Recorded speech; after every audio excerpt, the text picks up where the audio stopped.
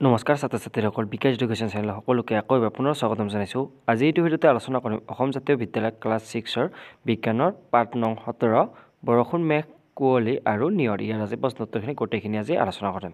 তেনেহ'লে ভিডিঅ'টো স্কিপ নকৰাকৈ শেষলৈকে চাই থাকক। প্ৰথমতে 1 নম্বৰত কৈছে যে শুদ্ধ উত্তৰটো বাছি উলিওৱা। ইয়াৰে প্ৰথম 1 নম্বৰ প্ৰশ্নটো দিছে অৰ্থাৎ এ নম্বৰটো যে বৰষুণ যোগ সঁজুলিবিধৰ নাম। এ নম্বৰ অপশ্যনত দিয়া আছে যে থাৰ্মোমিটাৰ, তাৰপিছত বি নম্বৰ অপশ্যনত দিয়া আছে যে বেৰমিটাৰ আৰু চি নম্বৰ অপশ্যনত দিয়া আছে যে ৰেইন গজ আৰু ডি নম্বৰ অপশ্যনত দিয়া আছে যে ওপৰৰ এটাও নহয়। ইয়াৰে শুদ্ধ উত্তৰটো হ'ব যে চি নম্বৰটো যে ৰেইন গজ, যে বৰষুণৰ যোগ সঁজুলিবিধৰ নাম হৈছে ৰেইন গজ, এনেকৈ লিখিলে হৈ যাব। তাৰপিছত 2 নম্বৰটো কৈছে যে ইয়াৰ পিছত প্ৰশ্নটো যে উষ্ণতা জোখা সঁজুলিবিধৰ নাম। এ নম্বৰ অপশ্যনত দিয়া আছে যে থাৰ্মোমিটাৰ, বি নম্বৰ অপশ্যনত দিয়া আছে যে বেৰমিটাৰ আৰু চি নম্বৰ অপশ্যনত দিয়া আছে যে ৰেইন গজ আৰু ডি নম্বৰ অপশ্যনত দিয়া আছে যে ওপৰৰ এটাও নহয়। ইয়াৰে শুদ্ধ উত্তৰটো হ'ব যে এ নম্বৰটো থাৰ্মোমিটাৰ। এইটো আমি এ নম্বৰটো আমি শুদ্ধ চিন দি দিম। তাৰপিছত 3 নম্বৰ প্ৰশ্নটো কৈছে যে ইয়াৰ পিছতো যে জ্বৰ হ'লে মানুহৰ শৰীৰৰ উষ্ণতা। ইয়াৰে এ নম্বৰ অপশ্যনত দিয়া আছে যে কমি যায়, বি নম্বৰ অপশ্যনত দিয়া আছে যে একে থাকে আৰু চি নম্বৰ অপশ্যনত দিয়া আছে যে বেছি হয় আৰু ডি নম্বৰ অপশ্যনত দিয়া আছে যে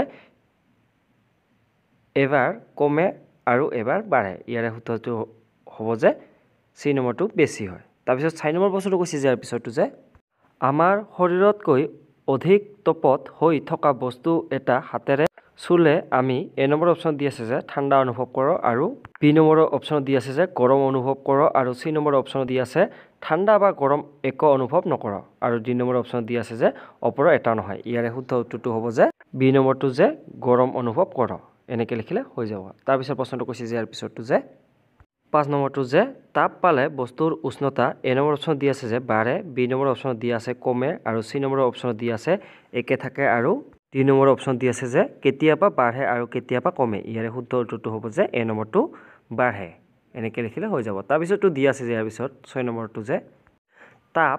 এ নম্বৰ অপশ্যনত দি আছে যে কম উষ্ণতাৰ পৰা বেছি উষ্ণতালৈ প্ৰবাহিত হয় আৰু বি নম্বৰ অপশ্যনত দি আছে যে প্ৰবাহিত নহয় আৰু চি নম্বৰ অপশ্যনত দি আছে যে বেছি উষ্ণতাৰ পৰা কম উষ্ণতালৈ প্ৰবাহিত হয় আৰু ডি নম্বৰ অপশ্যনত দি আছে যে তাপৰ প্ৰবাহ উষ্ণতাৰ ওপৰত নিৰ্ভৰ নকৰে। ইয়াৰে শুদ্ধ উত্তৰটো হ'ব যে চি নম্বৰটো যে বেছি উষ্ণতা কম উষ্ণতালৈ প্ৰবাহিত হয়, এনেকৈ লিখিলে হৈ যাব। তাৰপিছত প্ৰশ্নখিনি কৈছে যে ইয়াৰ পিছত নেক্সটখিনি যে 2 নম্বৰ প্ৰশ্নখিনি যে চমু উত্তৰ দিয়া। ইয়াৰে এ নম্বৰ প্ৰশ্নটো কৈছে যে উষ্ণতা মানে কি। ইয়াৰ উত্তৰটো এনেকৈ লিখিব লাগিব যে উষ্ণতাই বস্তু এটা কিমান গৰম বা ঠাণ্ডা তাকে বুজায়, এনেকৈ লিখিলে হৈ যাব। তাৰপিছত বি নম্বৰ প্ৰশ্নটো কৈছে যে ইয়াৰ পিছতো যে বৰফ হাতেৰে চুলে কিয় চেঁচা লাগে। ইয়াৰ উত্তৰটো লিখিব লাগিব যে এনেকৈ যে আমাৰ দেহৰ উষ্ণতাতকৈ বৰফৰ উষ্ণতা কম, গতিকে বৰফ হাতেৰে চুলে চেঁচা লাগে, এনেকৈ লিখিলে হৈ যাব। তাৰপিছত প্ৰশ্নটো কৈছে যে ইয়াৰ পিছত চি নম্বৰটো যে বস্তু এটাই কেতিয়া তাপ গ্ৰহণ কৰে। ইয়াৰ উত্তৰটো লিখিব লাগিব এনেকৈ বা কম উষ্ণতাৰ বস্তু এটা অধিক উষ্ণতাৰ আন এটা বস্তুৰ গাত লাগি থাকিলে কম উষ্ণতাৰ বস্তুটোৱে তাপ গ্ৰহণ কৰিব, এনেকৈ লিখিলে হৈ যাব। তাৰপিছত ডি নম্বৰ প্ৰশ্নটো কৈছে যে ইয়াৰ পিছতো যে বস্তু এটাই কেতিয়া তাপ এৰি দিয়ে। ইয়াৰ উত্তৰটো লিখিম এনেকৈ যে অধিক উষ্ণতাৰ বস্তু এটাৰ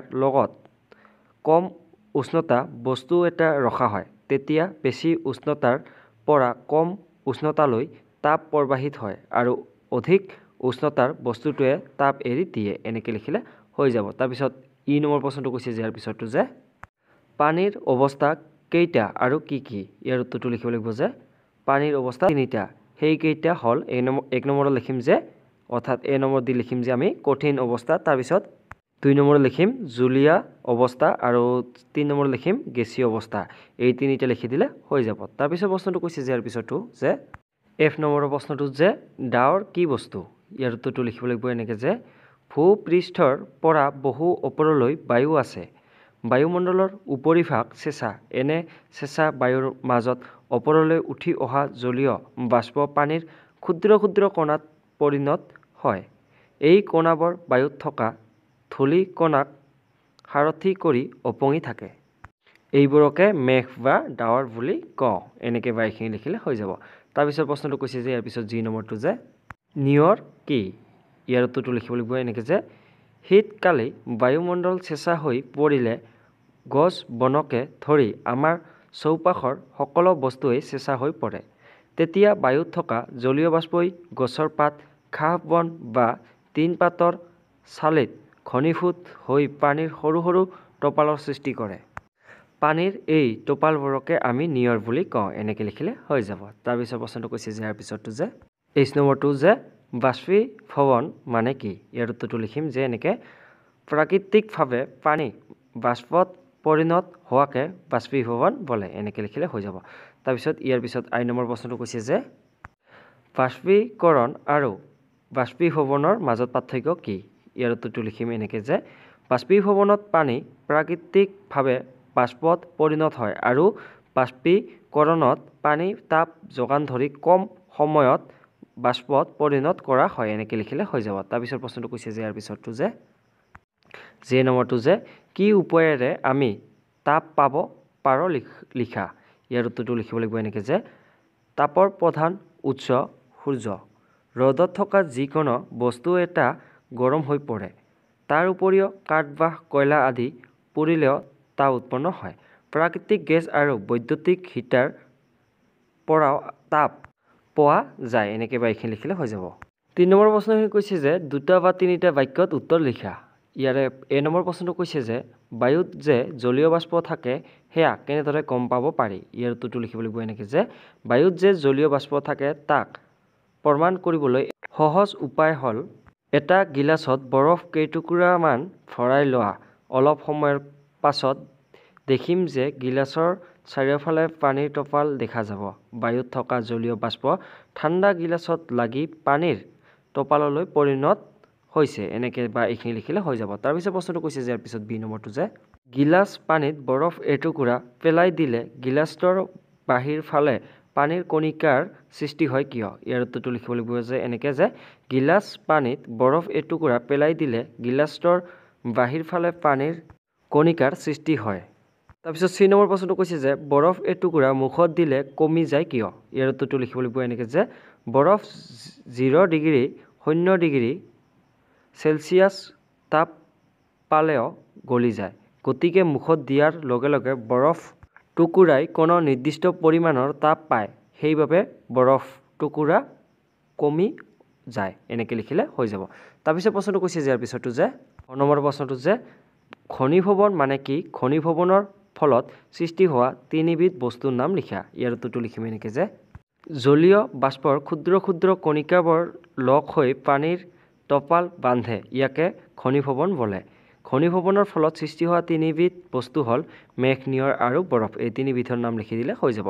তাৰপিছত প্ৰশ্নটো কৈছে যে ইয়াৰ পিছৰটো যে 3 নম্বৰ প্ৰশ্নটো যে ফাগুন চ'ত মাহত ছাঁ মেলি দিয়া কাপোৰ কিয় সোনকালে শুকায়? ইয়াৰ উত্তৰটো লিখিব লাগিব এনেকৈ যে ফাগুন চ'ত মাহত ছাঁ মেলি দিয়া কাপোৰ সোনকালে শুকায়।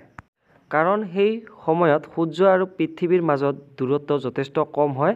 সেইবাবে সূৰ্যৰ তাপ যথেষ্ট বেছি হয়। এনেকৈ বা এইখিনি লিখিলে হৈ যাব। তাৰপিছত প্ৰশ্নটো কৈছে যে ইয়াৰ পিছৰটো যে F নম্বৰৰ প্ৰশ্নটো যে মেঘ আৰু কুঁৱলীৰ মাজত কি মিল আৰু কি অমিল লিখা। ইয়াৰ উত্তৰটো লিখিব লাগিব এনেকৈ যে বায়ুমণ্ডলত থকা জলীয় বাষ্প, ধূলি, বালিৰ কণিকা আদিৰে মেঘ আৰু কুঁৱলীৰ সৃষ্টি হয়।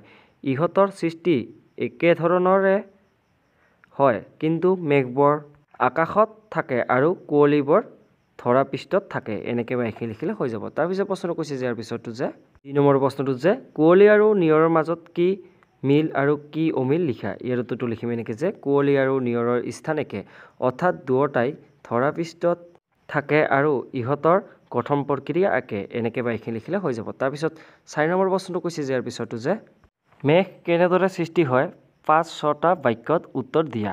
ইয়াৰ উত্তৰটো লিখিব লাগিব এনেকৈ যে ভূপৃষ্ঠৰ পৰা বহু ওপৰলৈ পৃথিৱীখনক চাৰিওফালে বায়ুৱে আগুৰি আছে।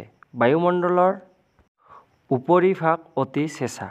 গৰম বায়ুৰ সৈতে ওপৰলৈ উঠি অহা জলীয় বাষ্পই চেঁচা বায়ুৰ মাজত গোট মাৰি পানীৰ ক্ষুদ্ৰ টোপাল বা কণিকাত পৰিণত হয়। বায়ুত উপঙি থকা ধূলিকণাৰ লগতে আন আন কণিকাৰ আশ্ৰয়ত পানীৰ কণিকাবোৰ তাতেই ভাহি থাকে। এইবোৰেই মেঘ বা ডাৱৰ এনেকৈ বা এইখিনি লিখিলে হৈ যাব। আজিলৈ ইমানেই, আৰু ভিডিঅ'টো যিমান পাৰে আপোনাৰ বন্ধু বান্ধৱীলৈ ভিডিঅ'টো শ্বেয়াৰ কৰি দিব, যাতে সিহঁতৰো অলপ হ'লেও এইটো ভিডিঅ'ৰ দ্বাৰা সহায় হয়। আজিলৈ ইমানেই, ধন্যবাদ।